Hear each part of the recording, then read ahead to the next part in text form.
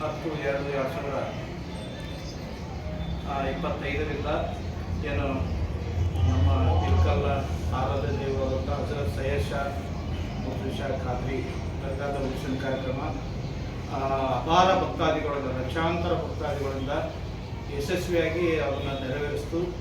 ಆ ಒಂದು ಉತ್ಸವ ಕಾರ್ಯಕ್ರಮದಲ್ಲಿ ಪ್ರತಿ ವರ್ಷದಂತೆ ಎಲ್ಲ ಕ್ರೀಡೆಗಳನ್ನು ನಾವು ಆಯೋಜನೆ ಮಾಡಿದ್ದೀವಿ.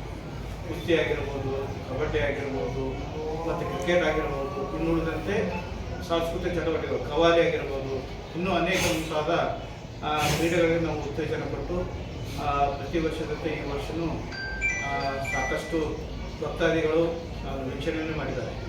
ಹೀಗಾಗಿ ಒಟ್ಟಾರೆಯಾಗಿ ಉತ್ಸವ ಕಾರ್ಯಕ್ರಮದಲ್ಲಿ ಕೆಲವೊಂದು ಮೂಲ ಸೌಕರ್ಯಗಳನ್ನು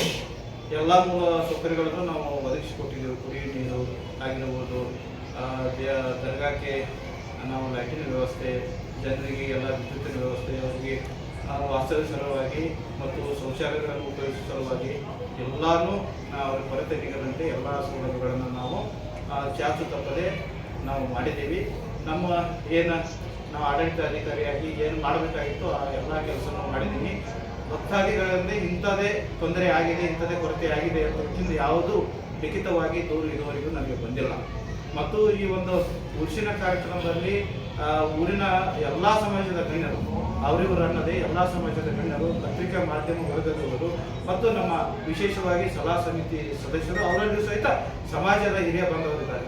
ಅವರು ಸಹಿತ ಇದರಲ್ಲಿ ಪರೋಕ್ಷವಾಗಿ ನಮಗೆ ಬೆಂಬಲ ಸೂಚಿಸಿ ಒಟ್ಟ ಈ ಒಂದು ಲಕ್ಷಾನುಗಟ್ಟಲೆ ಜನ ಭಕ್ತಾದಿಗಳು ಸೇರಿರುವಂಥ ಈ ಉರುಸು ಕಾರ್ಯಕ್ರಮ ನಾವು ವಿಧಿವಿಧಾನಗಳು ನಾವು ಧಾರ್ಮಿಕ ವಿಧಿವಿಧಾನಗಳೇನಂತೀವಲ್ಲ, ಆ ಧಾರ್ಮಿಕ ವಿಧಾನಗಳನ್ನು ನಾವು ಬಳಕೆ ಮಾಡಿಕೊಂಡು ಅಚ್ಚುಕಟ್ಟಾಗಿ ನಮ್ಮ ನಗರಸಭೆ ಕಮಿಷನರ್ ಸರ್ ಅವರಿಂದ ಮತ್ತು ನಮ್ಮ KBAW ಅವರಿಂದ ಒಟ್ಟಾರೆಯಾಗಿ ತಾಲೂಕಾ ಆಡಳಿತ ಎಲ್ಲರೂ ಒಂದು ಸಹಕರಿಸಿದರು. ನಮಗೆ ಸಹಾಯ ಮಾಡುವುದಷ್ಟೇ ಅಲ್ಲ, ನಮ್ಮ ಬೆಂಬಲವಾಗಿ ನಿಂತ್ಕೊಂಡ್ರು.